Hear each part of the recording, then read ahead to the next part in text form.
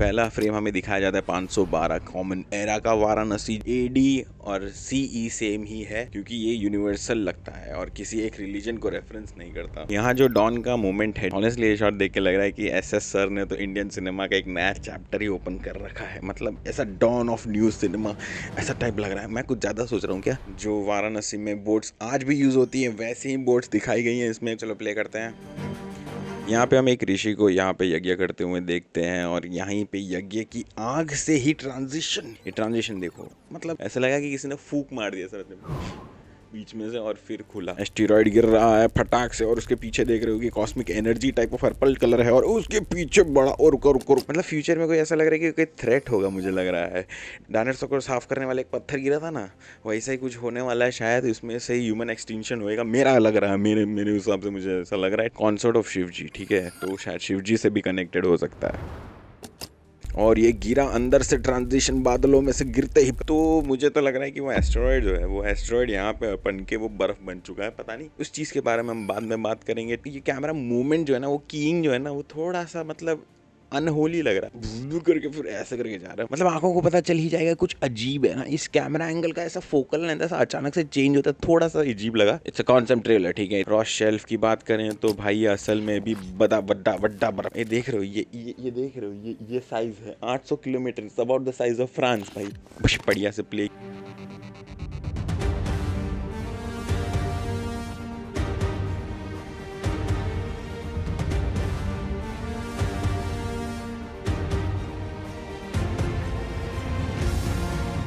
पानी में माउंटेन जैसा ही लग रहा है भाई, सब कुछ माउंटेन सिग्निफिकेंस बहुत ज़्यादा है पूरे ट्रेलर। इसमें बहुत से एलिमेंट्स कॉन्ट्राडिक्ट कर रहे हैं एक दूसरे को, जैसे एयर बबल्स हैं तो बादल भी हैं। और मैं ये ग्लासी आइस की भी बात करना चाहूँ। ये ऐसा टेक्सचर नहीं होता है, मैं तुमको दिखाता हूँ कैसा टेक्सचर होता है। दिखाओ तो जरा। ये बीबीसी के वीडियो से देख सकते हो कि इतना टेक्सचर क्लियर नहीं होता है, थोड़ा फ्रॉस्टी सा टेक्सचर होता है। सिचुएशन ये है कि एस्टेरॉइड भी हो सकता है तो फिर ये क्रिस्टल क्लियर भी हो सकता है भाई। और ये ग्रीन ह्यू जो है ना, वो गौर से फरमाइएगा, ये हर जगह रहेगा ये पूरे ट्रेलर में। ये फ्रोजन शिपरेक जो है वो ऐसा कुछ लग रहा है कि भयानक सा मैमल इसको 3 पार्ट में तोड़ दिया है। इसमें और कोई खोपड़ी और सिंगड़े का टाइप का कोई सीजिल टाइप है ये।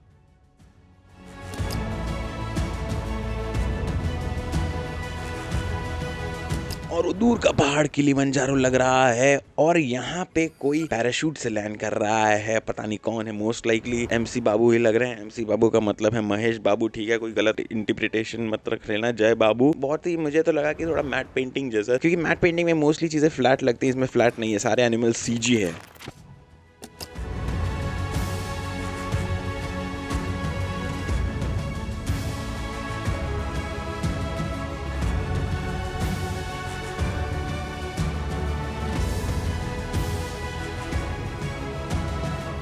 यहाँ पे नेक्स्ट सीन में आप देख पा रहे हो कि यहाँ पे एक बंदर टेकाशिस कासल के स्किपिंग स्टोन्स के गेम की तरह हिप्पोस के ऊपर उछलता हुआ जा रहा है। यहाँ पे हम फिर से एमसी बाबू को देख पा रहे हैं, यहाँ से रस्सी से उस बंदर को बचाने की ट्राई कर रहे हैं। और आंखें स्क्विंट करके देखोगे तो उनके बाजू में भी एक और बंदा खड़ा है कि नहीं? अरे वेट फॉर द बढ़िया transition.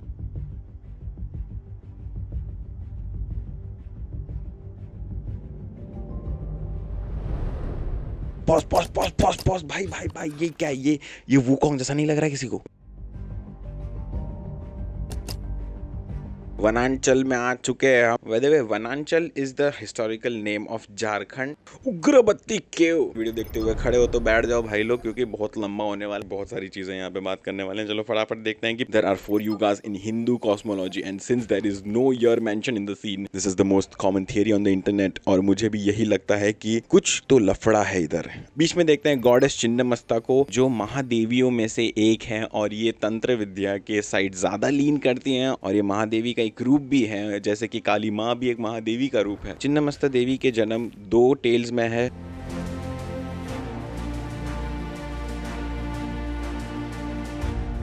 As it is shown here, goddess Chinnamasta stands in a Pratiyalidha stance on the love deity couple of Kamadeva and his wife Rati.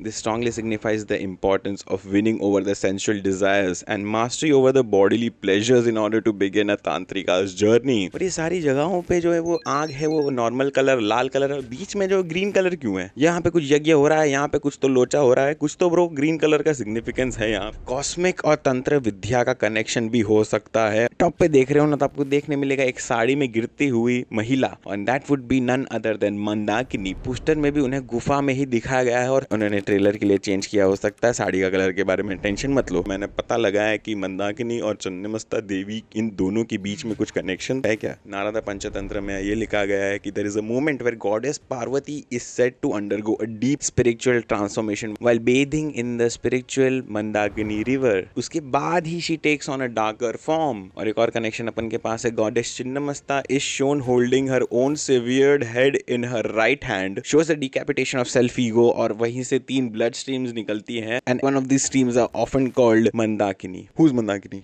और यहाँ पे अपने नेथन ड्रेक, सॉरी, यहाँ पे अपने MC बाबू बढ़िया से कुछ अनचार्टेड सीन होने वाला है, बहुत ही मतलब ग्लोब ट्रॉटर।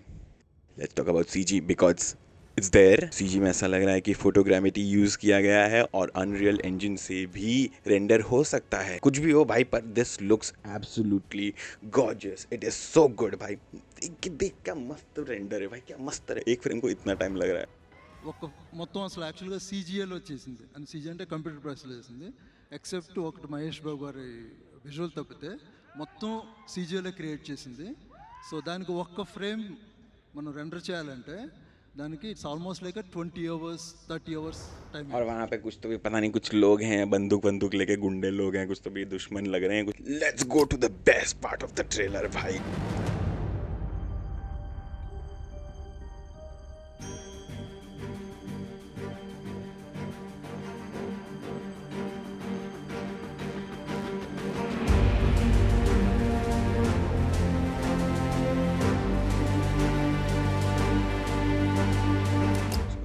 ये क्या है, ये क्या शॉट पे पॉज किया है मैंने, देख रहे हो तुम लोग। इसमें बता रहा हूँ भाई, कुछ तो ग्रीन लाइट का कुछ तो सिग्निफिकेंस है भाई।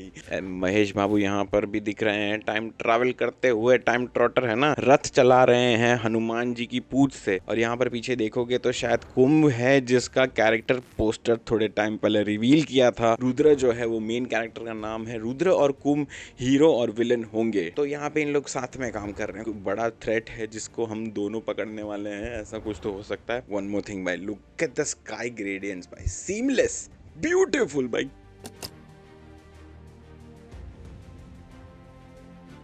इस ट्रेलर की बहुत ही सही चीज मुझे ये लगी, to make it as grand and cinematic as possible they have used many techniques to enhance it. Like वो कैमरा जो है वो रियल टाइम में चल रहा है, पर बाकी सारे ऑब्जेक्ट्स जो हैं वो सारे सुपर स्लो मोशन में। ऑब्जर्व करोगे तो कुछ कैरेक्टर्स जो हैं वो स्लो मोशन में चल रहे हैं, पर कुछ एसेट्स और एनिमेशंस जो है वो रियल टाइम में। For me it absolutely works for a concept. Trailer बहुत सही है।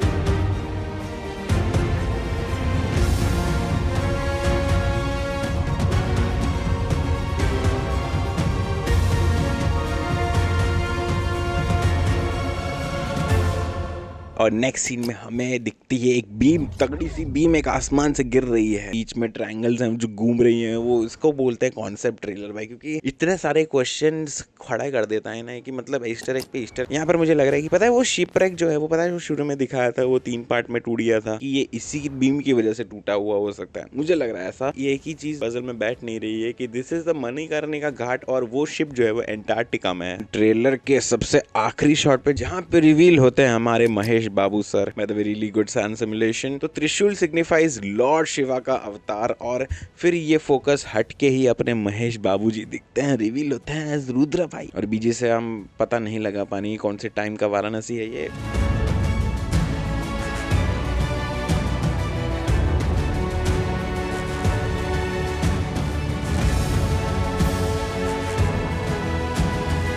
The VFX supervisor of this movie Srinivas Mohan ji ने बताया है कि except Mahesh Babu everything is CG। तो महेश बाबू शायद ग्रीन स्क्रीन पे होंगे और ये ही must be sitting on a mechanical bull. बाकी सब कंप्यूटर जनरेटेड ही लग रहा है। Hats off to the guy who made the contact shadow. बहुत ही बढ़िया से ब्लेंड किया है तुमने, बहुत ही बढ़िया। ये फ्रेम मुझे थोड़ा मतलब ठीक लगा। पहले तो ये जिससे मैं कहता हूँ रस्ट शॉट, एक्टर का लाइटिंग अलग है, नंदी जी वो लाइटिंग अलग, उनका लाइटिंग अलग है, धूल मिट्टी कुछ ज्यादा ही हो रखी है और पीछे का बैकग्राउंड थोड़ा सा फ्लैट लग रहा है। एक आध दो तो चलता है यार, ये बेसिकली ऐसे सर ने कॉन्सेप्ट टीजर बनाया है और इतना अच्छा बना दिया है कि लोगों को लग रहा है कि ये मेन ट्रेलर या तो मूवी से ही निकाला हुआ है। ये सब चीजें उन्होंने इतने ईस्टर एग्स डाले हैं, स्क्रिप्ट लिखा है, स्क्रीन प्ले है पूरे कॉन्सेप्ट ट्रेलर में। भाई इतना कौन करता है कॉन्सेप्ट ट्रेलर में? And how people who are saying this shot or any shot in this teaser is AI generated, उन लोगों को मैं बता दूं मिनिमल लेवल पे ही यूज किया है, क्योंकि मुझे तो सब कुछ ही सीजी ही लग रहा है। कुछ क्लीन अप शॉट्स में सीजी हो सकता है, बीजी एक्सटेंशन में कुछ एआई यूज हो सकता है, बाकी तो एआई बहुत ही मिनिमल लग रहा है मुझे। And they have confirm this shot is not AI generated.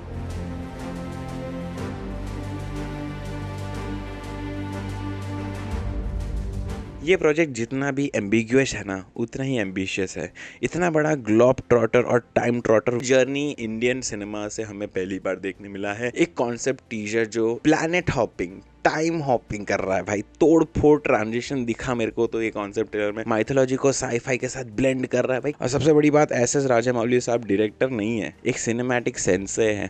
वो सिर्फ फिल्में नहीं बनाते हैं, एक्सपीरियंसेस बनाते हैं, वर्ल्ड्स बनाते हैं और ऑडियंस को हर प्रोजेक्ट के साथ एक नया बेंचमार्क दे देते हैं। जो क्लैरिटी हमें नहीं मिलती वही इस ट्रेलर की ब्यूटी है। सब कुछ पर्पसली वेग, इंटेंशनली मिस्टीरियस, जिसे हम स्पेक्यूलेट करें, डिकोड करें और हाइप बिल्ड हो। ये वर्ल्ड बिल्डिंग का 101 है। आखिर में ये टीजर एक चीज प्रूव करता है कि इंडियन सिनेमा अब सिर्फ फॉलो नहीं करता, लीड करता है, लीड।